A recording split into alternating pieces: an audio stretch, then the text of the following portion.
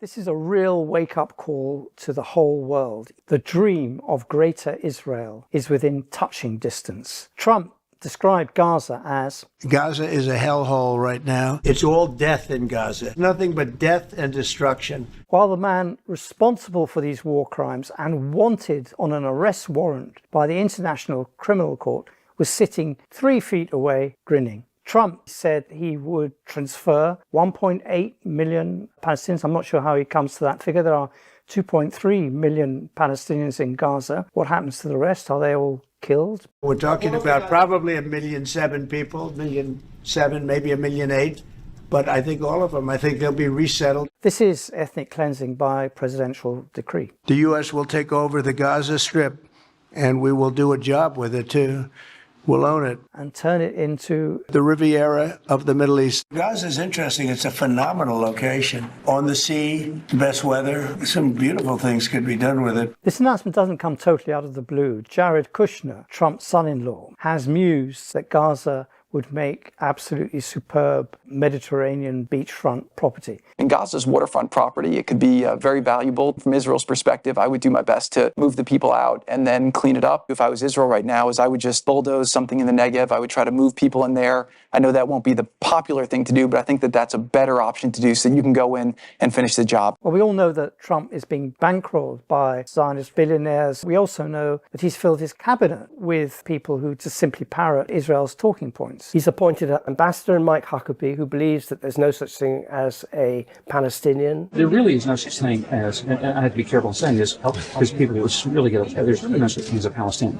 He's appointed a defense secretary in Pete Hegseth, who says that a third temple should be built where the Al-Aqsa Mosque now is. The declaration of Jerusalem as the capital was a miracle, and there's no reason why the miracle of the reestablishment of the temple on the Temple Mount is not possible. For the national religious right, their dreams of Greater Israel are within touching distance. Trump may dress this up as in sort of fake concern for the Palestinians. I think they'll be resettled in areas where they can live a beautiful life and not be worried about dying every day. Of course they deserve to live in a decent life, but they also deserve to live in their own homes, and they also deserve to live in their own land. Who can possibly think that this is now just a fight between Israel and Hamas, or Israel and Gaza? This is Israel, America, against the entire Palestinian people. I've said this before, I'll say it again. You are the greatest friend Israel has ever had in the White House. I'm starting to understand why Benjamin Netanyahu accepted a ceasefire deal when there was so much opposition to it at home. For Netanyahu, the sight of Hamas in pristine Toyota Jeeps and new uniforms, evidently in control of Gaza, and releasing the hostages who were in good shape, was deeply, deeply humiliating. And Netanyahu obviously did not want this to go on. He's now persuaded the American president to allow him to pull the plug on any further hostage release. What incentive has he given Hamas even to continue with the current stage 1 ceasefire and to honor its commitments if America tears up everything negotiated? And this makes Trump's push for a ceasefire around the time of his inauguration even more cynical a gesture, because he wasn't even serious about getting the hostages back. Pledges he made to families of the hostages with whom he surrounded himself in. He used them basically as stage props for his inauguration. But you can't have a continuing hostage release and war and Greater Israel at the same time. It's one or the other. And what appears to be happening is that he's thrown the hostages down a deep hole and has given Netanyahu the green light to resume total war in Gaza. Not just that, to resume total war in the West Bank with the specific purpose of mass population transfer. Taking over the Gaza Strip is something Trump forgot to mention in his 2024 presidential campaign. I'm going to ask if I could, all of my friends to come up from the Arab and Muslim part of Michigan. We as Muslims stand with President Trump because he promises peace. He promises peace, not war. Trump campaigned on a basis of stopping all wars, but this is not a basis for deconfliction. This is a basis for reconfliction. The penny must now have dropped that following Israel down the rabbit hole will set the entire region of the Middle East on fire. It is not a recipe for stopping wars. It is a recipe for Californian-style wildfires. It is the wind which will project devastation across a vast, tinder-dry region. It's a recipe for regional war. I cannot emphasize enough how dangerous this is for the stability of Israel's neighbors. Egypt has been quiet for all the wrong reasons under dictatorship, but it has held its border with Israel. Jordan has been quiet, very, very uneasily so. But with Israel now threatening to interfere in Syria and pursue its plan to divide it into cantons, and with its refusal to pull out of Lebanon and its annexation plans to the West Bank, this is an absolute recipe for war on all its borders and the destabilization of all of its neighbors. And there is no Arab leader now who has not now come to the same conclusion. Both Jordan and Egypt think that a population transfer of over 1 million Palestinians from Gaza, either to Egypt or to Jordan, would be an existential issue. And senior sources in Jordan have told Middle East Eye that this would be a cause for war. This is the same country that right now allows Israeli jets and American jets to use its airspace to shoot down Iranian drones. Jordan receives 1.2 billion in US aid, but it is serious when it says that it would go to war over this. Egypt is serious when it says it cannot accept Palestinian refugees. Now, if it were down purely to the likes of President of Egypt, Sisi, I'm sure an agreement could be reached because he and Trump are extremely dishonest and transactional leaders. However, it's not down to Sisi. It is down to the Egyptian army, who knows that how fragile the Egyptian state is after 10 years of military dictatorship. The last thing that they could contain is a huge, angry population of highly active Palestinians, all trying to use Egypt as a base on which to rid the Israeli occupation forces from their homes and their land in Gaza. Gaza will have become a complete symbol of crushed Palestinian statehood. Gaza, as a piece of turf, has now become almost sacred to the Palestinian cause. It is no longer just the place where Gazan refugees from previous conflicts ended up. It has become sacred turf in its own right. You can see exactly how determined the Gazans have been to go back. 500,000 have walked back into northern Gaza to stake claim to their houses and their ruins, even though they are piles of concrete. Netanyahu and Trump, at first, fuck you. Then, do you see this? This is the rubble of my house which was destroyed by you and your arms. Do you think I will leave my home? I will leave the rubble of my home? No, I will never. I will remove the rubble with my hands and will rebuild my house with my hands. And every single Gazan will do the same as me. We will never leave our home. We will never leave our home to you. Every Palestinian, wherever he or she is, in whatever they are doing in any part of the world, will feel that this is a mortal blow to A, to their identity, and B, to their desire and their demand now for self-determination. This is an attack on every Palestinian, and each Arab government who is threatened by this threat of mass population transfer should immediately stop all security cooperation with Israel as a sign that they are serious. And Trump should listen seriously to the blowback he's now going to get and the absolute maelstrom of instability that he would have kicked up with this announcement.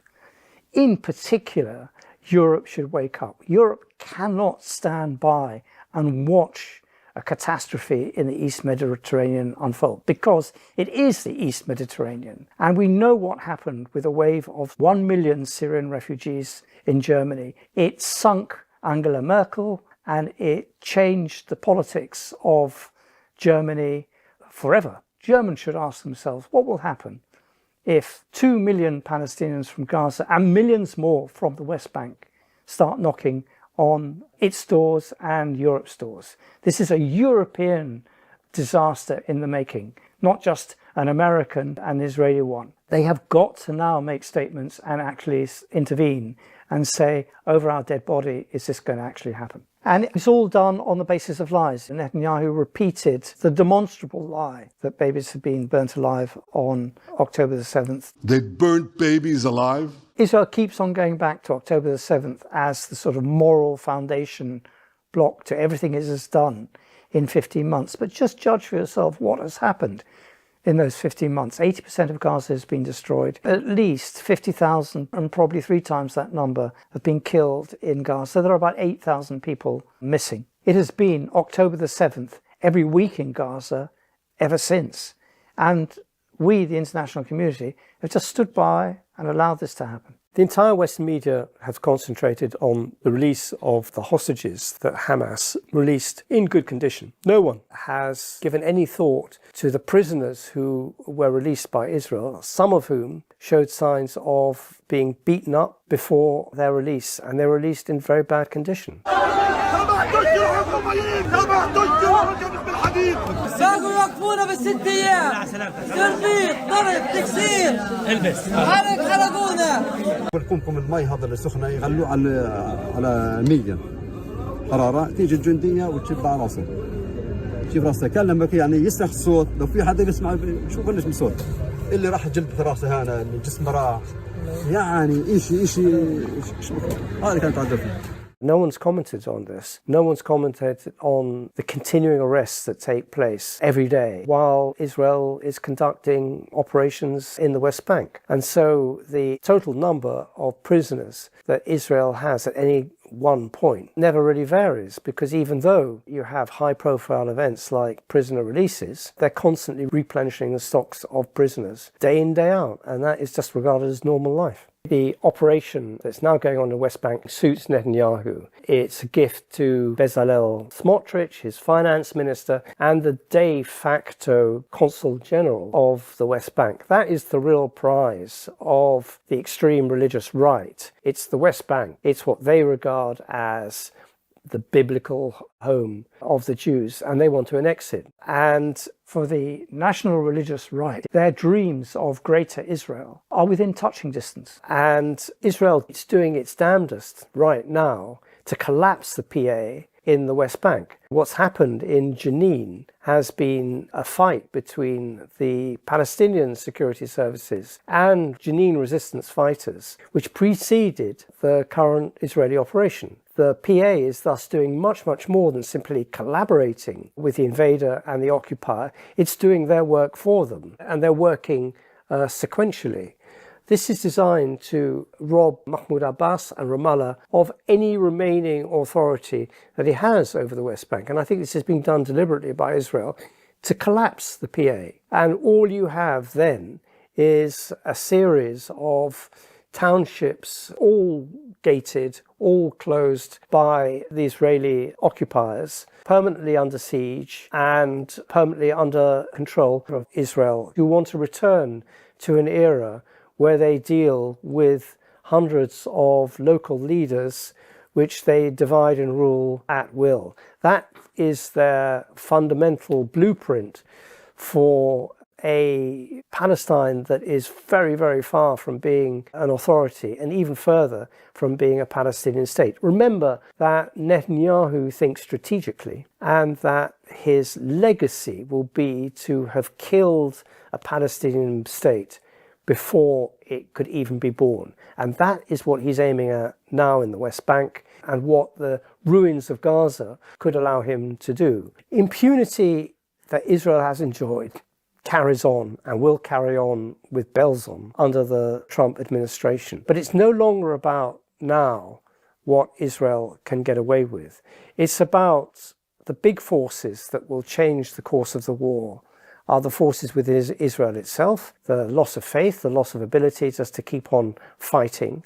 A majority is in favor of the ceasefire and of stopping a war, not out of any moral qualms for the Palestinians. 62% of Israel still believes that there are no such thing as an innocent Palestinian in Gaza. So it's not out of moral qualms, it's out of war fatigue. And regional forces as well. I'm not talking about the regional forces of governments, but of their population. The Sunni Arab world has been energized in a way which has not been seen for decades. In a sense, it was their passivity that allowed Israel to get away with murder every single day on the West Bank, and not even mentioned in their news bulletins. That was the situation in 2017 when Trump took over. Trump 1.0 took over when the Palestinian cause was all but dead and buried. Everyone was talking about money, normalization, new projects, a train line that would have gone all the way from Saudi Arabia to Haifa, all of these possibilities.